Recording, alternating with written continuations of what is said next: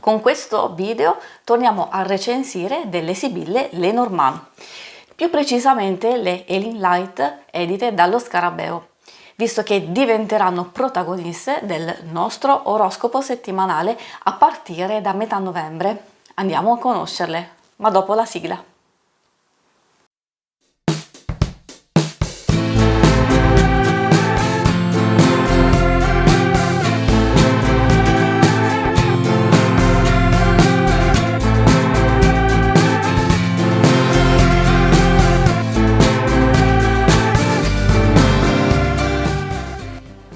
Benvenuti amici e amiche di YouTube, io sono Angela, lui è Dali e questa è la nuova puntata della Taroteca di Exoteric World. Prima di cominciare la visione vi ricordo che cliccando in alto a destra troverete la playlist con tutti gli episodi precedenti e che subito dopo l'analisi delle carte ci sarà uno slideshow in cui le mostrerò tutte e 38 a tutto schermo, in modo da darvi l'opportunità di apprezzarle ulteriormente, magari facendo degli screenshot delle vostre preferite.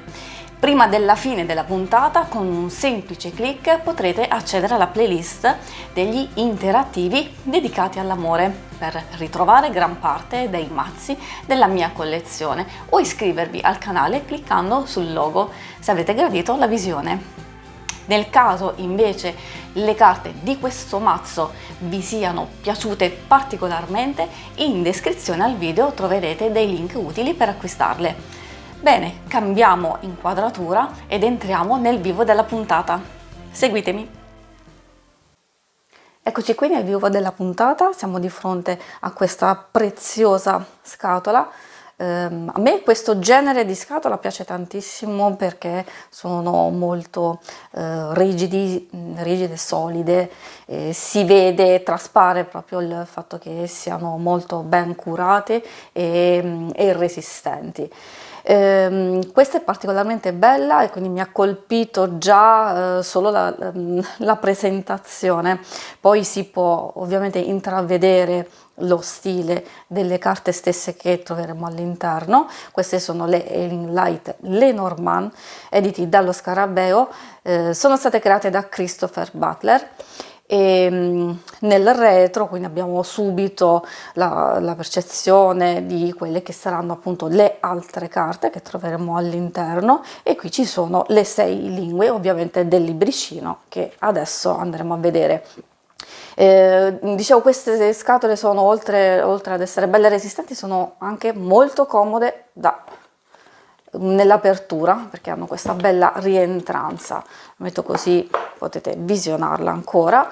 All'interno c'è questa bella linguetta, è un nastrino che facilita proprio la fuoriuscita del libricino e del mazzo. Anche questo appunto chiudiamo e mettiamo qui.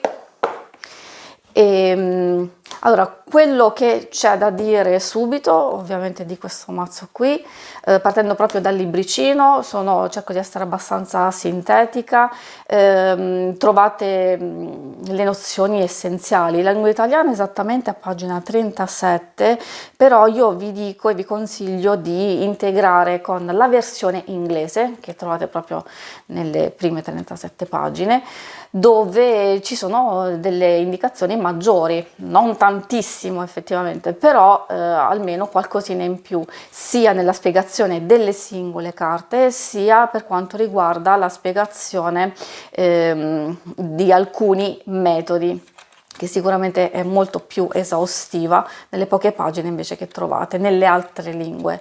Però direi che una prima infarinatura insomma ci può stare. Poi ovviamente consiglio sempre di andare ad integrare e studiare in modo più approfondito.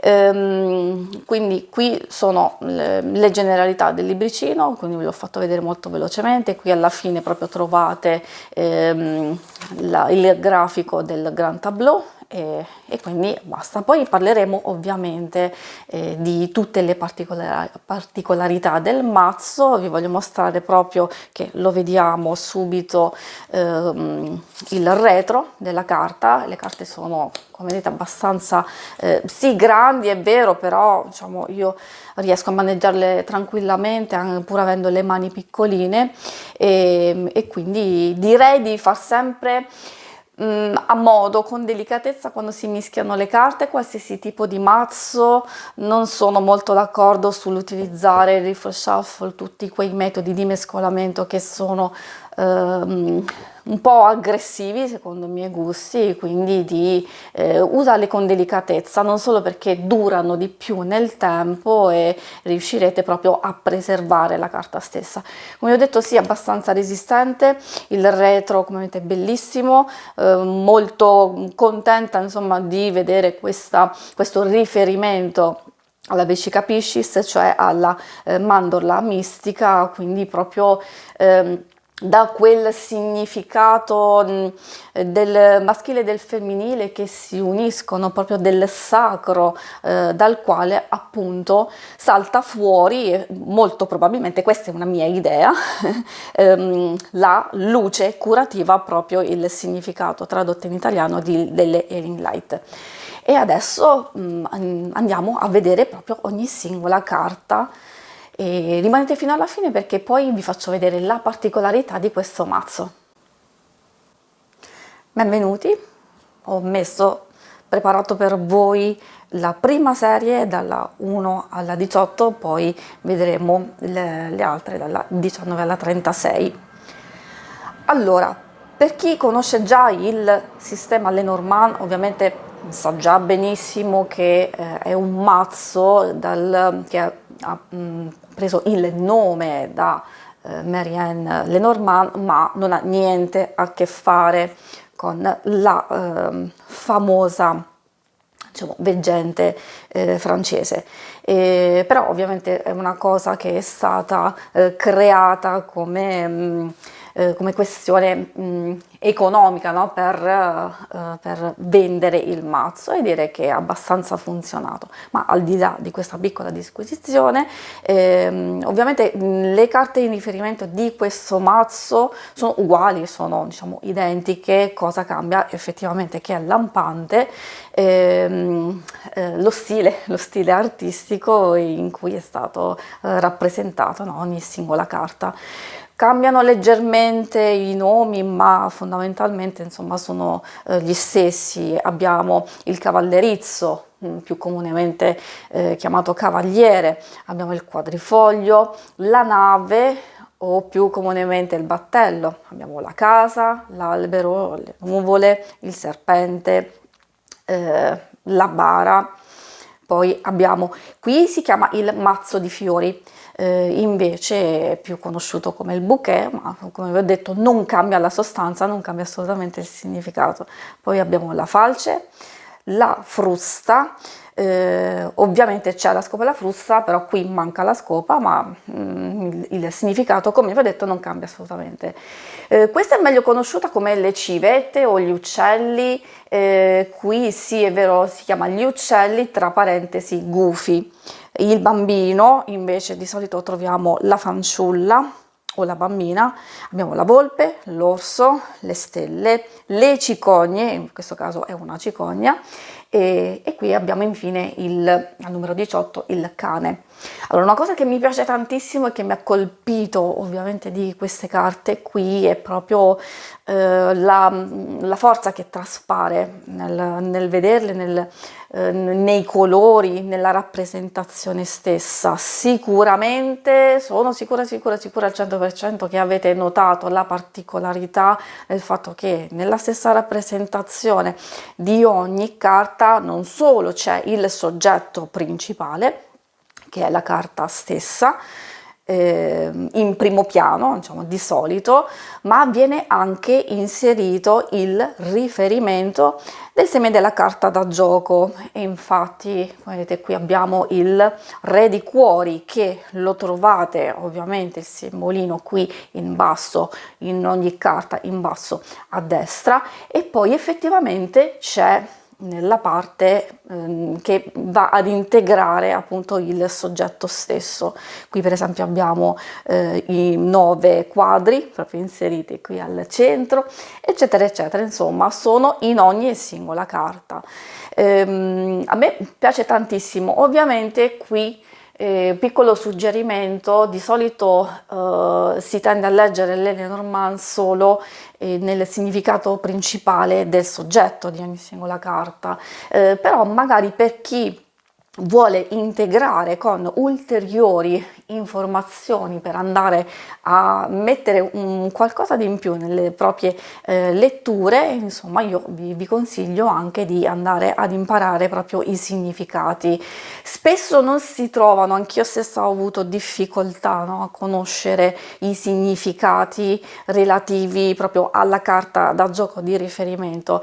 Per questa cosa qui vi consiglio velocemente, e vi faccio trovare il link in descrizione, piccolo consiglietto, magari di comprare questo libro qui, dove ci sono all'interno anche appunto il riferimento, no? Le trovate ovviamente tutti i significati delle carte stesse, ma anche proprio della carta da gioco di ogni singola Lenormand. Ok, questa è una piccola cosina giusto per darvi qualche suggerimento in più, e spero vi sia gradito. E adesso passiamo alla seconda serie. Eccoci di fronte alla seconda serie, quindi dalla 19 alla 36. Ripeto, diciamo un po' per tutte le carte, qualcosina è stato cambiato nei nomi, però non cambia nella sostanza. Anche qui abbiamo, vabbè, la torre, rimane quella, il giardino, la montagna, qui abbiamo il bivio, in altre carte si chiama il sentiero, i topi, il cuore, l'anello, in questo caso abbiamo il libro, di solito abbiamo il diario, la lettera, il gentiluomo, la gentildonna, chiamata anche altre volte la dama, abbiamo i gigli, poi il sole, la luna, la chiave, il pesce, vabbè io qui vedo 2 pesciolini, però nel libretto c'è scritto il pesce, va bene lo stesso, l'ancora e infine la croce. Un'altra cosa che mi piace tantissimo di queste carte, che è vero, sono molto semplici effettivamente nella grafica, alcune cose è vero sono stilizzate, alcuni elementi, no, che sono inseriti, però cioè, traspare proprio l'energia, la forza ed effettivamente proprio la luce da queste carte qui, perché tendenzialmente è vero sono un po' scure, perché spesso troviamo queste silhouette che sono proprio totalmente nere, però vanno a creare proprio quel contrasto tra queste luci che vengono appunto inserite e anche i colori che sono molto forti, sono molto accesi, e quindi riescono a creare proprio questa bella compensazione, no? Tra la parte più scura e la parte più luminosa di ogni singola carta. A me piacciono tantissimissimo, infatti magari ditemi voi nei commenti che cosa ne pensate. Potete anche fermare il video in questo momento, vi ricordo che alla fine trovate lo slideshow di tutte le carte, così potete visionarle ancora più attentamente. E adesso andiamo a svelare la particolarità di questo mazzo.